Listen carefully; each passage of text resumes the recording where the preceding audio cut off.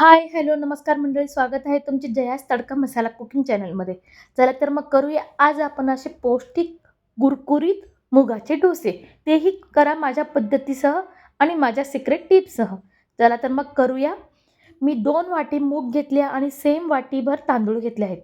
हे प्रमाण अगदी योग्य आहे. त्याने डोसे कुरकुरीत होतात, बराच वेळ कुरकुरीत राहतात. त्यामुळे प्रमाण व्यवस्थित टाकायचं आहे आपल्याला मोजून. वाटीचं प्रमाण वाटी एकच सेम असायला हवी. आणि हे मी 4 ते 5 तास भिजून घेतले आहेत. भिजल्यानंतर आपण त्याची पेस्ट करून घेऊया. बघा या प्रकारे. तुम्ही रात्रभर देखील भिजू शकता तांदूळ आणि मूग. पण मी सकाळी भिजत टाकले आणि संध्याकाळी दळले. हे आपल्याला फर्मेंट करायचं नाही आहे. त्यामुळे रात्री जरी टाकले तरी काही हरकत नाही. सकाळी नाश्त्यासाठी हा पर्याय होईल आपला. आणि ज्या पाण्यामध्ये मी भिजत टाकले त्याच पाण्याने हे वाटून घेणार आहे बघा. अगदी फाईन पेस्ट करायचे, त्याच्याने डोसे कुरकुरीत होतात. बऱ्याच वेळा आपण मुगाचे डोसे हे आपल्याकडनं मऊ होतात म्हणून आपण करण्याचा कंटाळा करतो. पण तांदूळ आणि मुगाचे हे प्रमाण घेतल्यास डोसे अगदी कुरकुरीत राहतात बराच वेळ. आता हे मिक्सरला काढल्यानंतर आपण मुगाची पेस्ट त्यानंतर तांदूळ दळून घेऊया.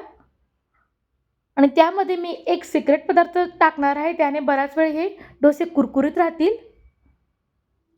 मग करणार ना मंडळी ही रेसिपी अगदी पौष्टिक. माझा सिक्रेट पदार्थ म्हणजे रवा. अगदी 2 ते 3 चमचे आपल्याला रवा घ्यायचा आहे. लक्षात ठेवायचं आहे आपल्याला रवा एकदम बारीक 0 साईजचा घ्यायचा आहे. रवा टाकल्यानंतर आपण हे सगळं मिश्रण एकत्रितपणे फेटून घेऊया. हे आपल्याला फर्मेंट करायचं नाही. आणि एकसारख्या हाताने हलवून आपण हा रवा फुलण्यासाठी ठेवूया बाजूला 15 ते 20 मिनटं. तोपर्यंत चटणीची तयारी करूया. मी हरभऱ्याची डाळ घेतली, उडदाची डाळ घेतली, थोडे खोबऱ्याचे काप, कढीपत्ता आणि कोथिंबीर इतकं साहित्य घेतलं आहे मी.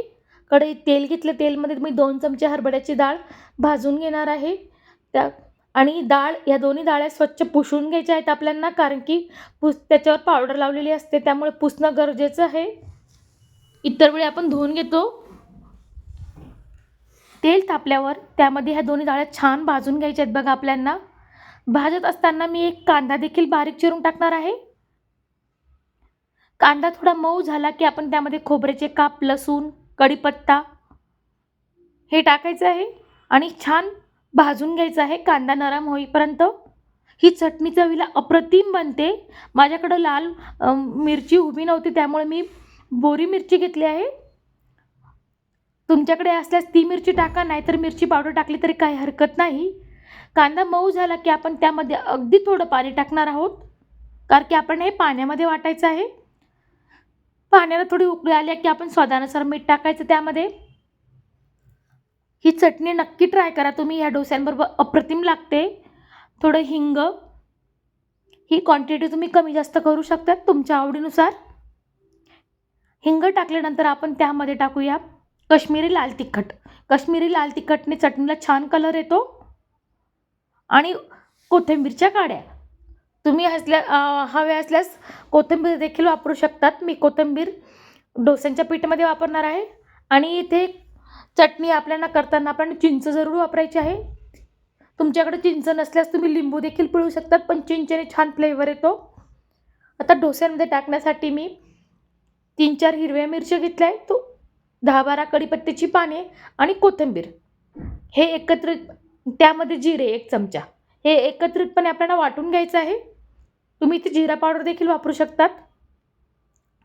चटणीमध्ये मी हळद विसरली होती, 1 चमचा हळद वापरायची आपल्याला कलरसाठी. आता डोस्यांचं पीठ आपलं 15 मिनटं रेस्ट छान झालं आहे बघा. रवा फुलून आला असेल.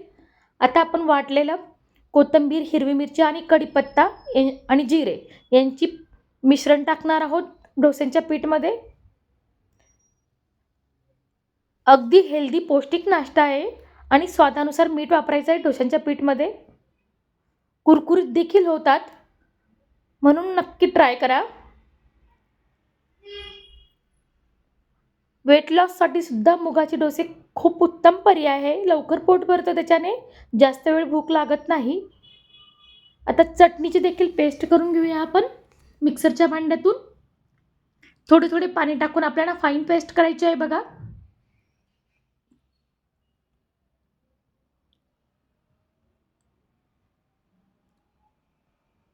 पाणी टाकल्यानंतर पुन्हा एकदा चमच्याच्या साहाय्याने सगळीकडे काढून मग पेस्ट करायची आहे आपल्याला. चटणी रेडी झाली आहे आपल्याला. कुठूनही वरून तडका वगैरे काही टाकायचा नाही चटणीला. आता नॉनस्टिकचा पॅन गरम करून घेऊया. मी पहिले ग्रीस करून घेतला तेलाने, छान तापून घेतला. त्यानंतर टेम्परेचर मेंटेन करण्यासाठी थोडे पाण्याचे शिंतोडे द्यायचे आपल्याला आणि कापडाच्या साहाय्याने पुसून घ्यायचं आहे. असे केल्यास डोसा चिटकत नाही आणि तेलाचा वापर देखील कमी होतो. तर डोस्याचं बॅटर घ्यायचं आहे आपल्याला. मी 2 चमचे घेतला आहे आणि छान पळीनं उचलता आपल्याला हा डोसा फिरवायचा आहे बघा. अगदी पातळ कुरकुरीत छान डोसा तयार होतो. तांदळाच्या डोस्यापेक्षा चवीला छान लागतो आणि हेल्दी देखील आहे. त्यामुळे मस्ट ट्राय रेसिपी. तसेच माझ्या रेसिपीज आवडल्यास मला लाईक, शेअर, सबस्क्राईब करायला मात्र विसरू नका. मी यूट्यूबवर नवीन असल्याने मला तुमच्या सपोर्टची गरज आहे. आता आपण डोसा थोडा वरून कोरडा झाला की आपण त्याला तेल लावूया ब्रशच्या साहाय्याने. तेल लावल्यानंतर आपण त्यावर चटणी टाकणार आहोत. बघा खालून कुरकुरीत होतोय डोसा. आता ही वाटलेली चटणी जरूर वापरायची आहे आपण. इथे हवे असल्यास तुम्ही बटाट्याची पिवळी भाजी देखील वापरू शकतात. पण सकाळच्या गडबडीत आपल्याला एवढे पदार्थ करणे शक्य होत नाही. चटणी वापरते आणि बारीक चिरलेला कांदा, त्यावर कोथिंबीर आणि कांदा पसरायचा आहे. छान लागतो, त्याच्याने टेस्ट छान होते. अगदी बाहेर मिळतात त्यापेक्षाही हेल्दी डोसे आपण घरी बनवू शकतो, तेही अप्रतिम चवीमध्ये. फक्त प्रमाण व्यवस्थित लक्षात ठेवायचं आहे.